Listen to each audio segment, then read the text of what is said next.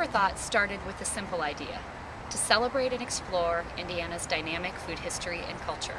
And what a journey it's been.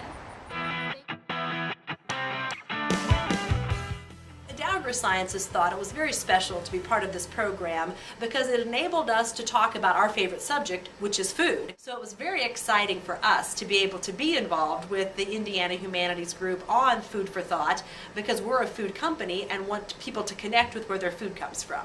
Food for Thought has helped us inform lots of people about the importance of Indiana's production agriculture, and not just as part of our local economy, but also as an important contributor to global well-being.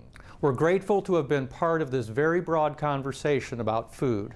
It was a spectacular partnership for us. We were able to collaborate in every way possible, from top to bottom, programmatically, financially, sharing networks, sharing resources, and it was just a tremendous experience.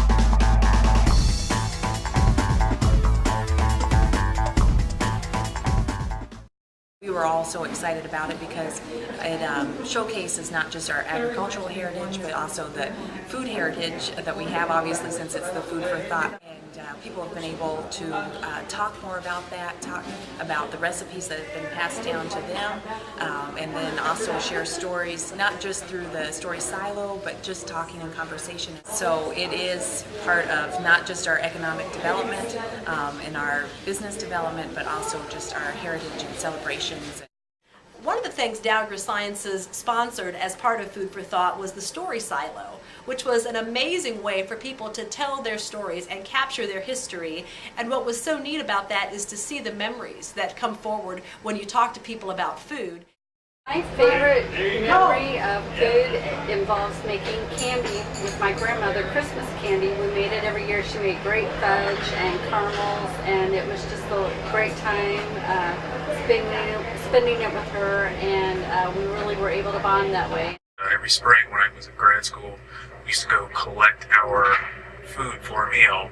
So we'd go find whatever we could, including mushrooms and wild chicory and other types of food. It was great fun just foraging for food and realizing how hard it is to find food if you don't have a grocery store. It was a lot of fun. What do you like in Indiana to eat? Corn. Ketchup, come on, ketchup. Ketchup, yeah. Steak. Steak, beef, yeah.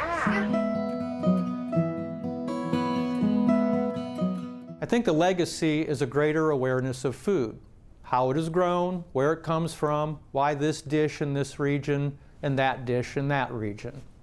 Food for Thought has rekindled an interest in the foods that make each of our communities unique, whether it's the local farm products, a signature dish, or a traditional cuisine. Food can really spark a sense of history and community. You know, I think the legacy of Food for Thought is really increased community awareness. So a lot of folks like me who didn't know what was going on in their community, in their state, and in the nation with regard to food have a fresh awareness of what's happening. The Food for Thought campaign has really been a neat way to bring so many different people together to talk about a common subject. I think doors have been opened and minds have been opened, and that's something that's pretty priceless.